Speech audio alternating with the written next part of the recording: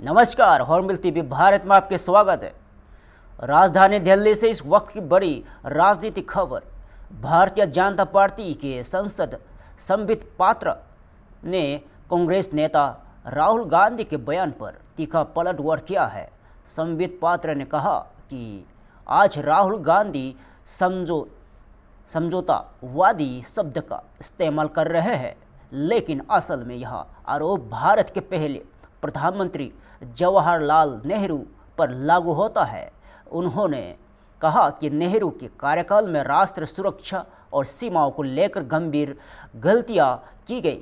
BJP सांसद ने यह भी आरोप लगाया कि देश की सीमाओं का मानचित्र को लेकर निर्णय उस समय मनमाने तरीके से लिए गए और जिससे राष्ट्रीय सुरक्षा कमजोर हुई। हालांकि कांग्रेस की ओर से इन आरोपों पर अभी तक आधिकारिक प्रतिक्रिया सामने नहीं आई है और राजनीतिक विश्लेषकों का मानना है कि इस बयान के बाद सियासी बयानबाजी और तेज हो सकती है। गांधी परिवार, और आज उसी संदर्भ में हम उसे आगे बढ़ाएंगे। कभी कभी मुझे लगता है कि we have given a long rope to the Congress party, और कांग्रेस पार्टी के असलियत को, कांग्रेस पार्टी के परिवार के असलियत को, परिवार ही कांग्रेस है, इसलिए नेहरू, इंदिरा, सोनिया गांधी, राजीव गांधी, राहुल गांधी, प्रियंका वाड्रा, इनके असलियत को जनता के समक्ष संपूर्ण रूप से बार बार रखना पड़ेगा, ताकि इनकी डायनास्टी कितनी कॉम्प्रोमाइज्ड है, इनकी हालत कितनी कॉम्प्रोमाइज्ड है और इनके कॉम्प्रोमाइजेस के कारण भारतवर्ष को क्या सहना पड़ा है, क्या हानि हुई है, what losses has India taken upon itself because of the compromises of the dynasty of the Gandhi family is something which we have to remind the Gen Z and the others in the country again and again. आज इसी कड़ी में कुछ विषय मैं आपके समक्ष रखूंगा, मगर सर्वप्रथम मैं ये कहना चाहता हूं कि जो वर्ल्ड एआई समिट हुई थी, आज हमने देखा कि उसके पीछे एक बहुत सोचा समझा प्लान्ड अरेंजमेंट था। सोशल मीडिया में भी हमने देखा कि रील्स चल रही है और लोगों ने बकायदा ट्वीट करके रील्स के माध्यम से यह बताया है कि उन्हें कांग्रेस कार्यालय से और कांग्रेस के बड़े लोगों का मैसेज आया था कि यदि आप वर्ल्ड एआई समिट के खिलाफ ट्वीट करेंगे या कोई रील बनाएंगे तो आपको 25,000 रुपए, 50,000 रुपए, 1.5 लाख तक आपको पैसा दिया जाएगा। अनेकों ऐसे उदाहरण हम सोशल मीडिया में देख रहे हैं और ये ऑथेंटिक है, क्योंकि बकायदा मैसेजेस डालकर दिखाए गए हैं। मैं भी मीडिया में देख रहा था, कई चैनल्स इसे चला रहे हैं।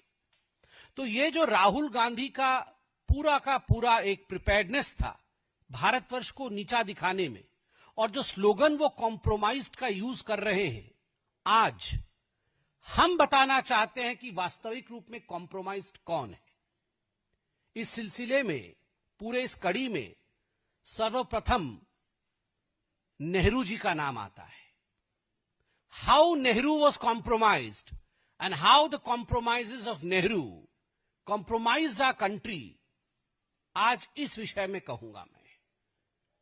चचा नेहरू बोला जाता था उनको, चचा Nehru, he was compromised Nehru, चचा कॉम्प्रोमाइज्ड। वो चचा नेहरू नहीं थे, वो चचा कॉम्प्रोमाइज्ड थे।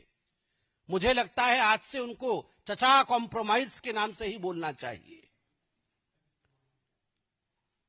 जब चचा ही कॉम्प्रोमाइज्ड होगा तो क्या देश का हाल होगा, आप सोचिए जरा। अभी ये चचा कॉम्प्रोमाइज की पूरी कच्ची चिट्ठी है, बहुत बड़ी चिट्ठी है, कच्ची चिट्ठी। मैं प्रयास करता हूं कि एक एक करके इस विषय को रखूंगा और आप सब भी देखेंगे। और ये चचा कॉम्प्रोमाइज की जो गलतियां थी, ये कोई नीतिगत गलतियां अनइंटेंशनली उनसे हो गई थी, ऐसा नहीं है। ये गलतियां सोच समझ करके जानबूझ करके किया गया था ताकि देश कॉम्प्रोमाइज्ड हो। मैं पहला आरोप जो मीडिया के समक्ष और मीडिया के माध्यम से देश के समक्ष रखना चाहता हूं चचा कॉम्प्रोमाइज्ड के बारे में, वह है कि चचा कॉम्प्रोमाइज्ड के सचिवालय में, नेहरू के सचिवालय में सीआईए का इतना पैठ था कि उनके जो विशेष सहायक या विशेष सचिव थे, जिनका नाम M.O. मथाई था, M.O. मथाई को अमेरिकी एजेंट के नाम से बुलाया जाता था। और 60 के दशक में, 1960 के दशक में केजीबी, जो रशिया की एजेंसी है, केजीबी के एजेंसीज के एजेंट भी चचा कॉम्प्रोमाइज्ड के ऑफिस में मौजूद थे। तो चाहे वो M.O. मथाई हो, चाहे केजीबी के एजेंट्स हो, सीआईए और केजीबी का दबदबा चचा नेहरू के ऑफिस पे था। और in the 60s and 70s it used to be said, in fact it used to be said about Nehru's regime that any document that the foreign dispensation needed was readily available for US and for Russia. That was the situation, grim situation I would say, and that was the compromise that Nehru did with the security of this country. सवाल है कि राष्ट्रीय सुरक्षा इतनी खोखली क्यों बनाई गई कि गुप्त दस्तावेज देश के विदेशी हाथों में सौंप दिया जाता था। दूसरा विषय है क्षेत्रीय समर्पण का। ये जो चाचा कॉम्प्रोमाइज थे, चाचा कॉम्प्रोमाइज ने भारत के नक्शे के ऊपर जब मन किया मानो अपने स्केच पेन से ही उन्होंने आंक दिया कि ये पोर्शन पाकिस्तान को दे देंगे, ये पोर्शन चीन को दे देंगे। He used the sketch pen to in fact cut off parts of India, dismember India and hand it over to foreign dispensations like Pakistan and China. Tibet और अक्सई चीन की कहानी तो आप जानते ही हैं। 1954 में पंचशील गुजरात के सूरत से इस वक्त की बड़ी राजनीतिक खबर। पश्चिम बंगाल बीजेपी अध्यक्ष सामिक भट्टाचार्य ने पश्चिम बंगाल की सियासत को लेकर बड़ा बयान दिया है। उन्होंने कहा है कि पश्चिम बंगाल की जनता इस बार किसी भी कीमत पर अखिल भारतीय तृणमूल कांग्रेस की सरकार को हटाने का मन बना चुका है। उनका दावा है कि डॉक्टर श्यामा प्रसाद मुखर्जी की भूमि पर उनकी विचारधारा की सरकार बनने जा रही है। सामिक भट्टाचार्य ने आरोप लगाया कि राज्य की स्थिति चिंताजनक है और यहां चुनाव केवल पश्चिम बंगाल ही नहीं बल्कि पूरे देश के लिए महत्वपूर्ण है। उन्होंने यह भी कहा कि सीमावर्ती जिलों की जनसंख्या की में बदलाव हुआ है, जिसका असर पड़ोसी राज्यों में बिहार और झारखंड पर भी पड़ रहा है। हालांकि इन आरोपों पर टीएमसी की ओर से अभी कोई आधिकारिक प्रतिक्रिया सामने नहीं आई है। राजनीतिक विश्लेषकों का मानना है कि आगामी चुनाव को लेकर बयानबाजी अब और तेज हो सकती है। देखिए, पश्चिम बंगाल की जनता ठान लिया है वो किसी भी कीमत पर इस बार तृणमूल कांग्रेस सरकार का विसर्जन दे के रहेंगे। हमारा जो बहुत पुराना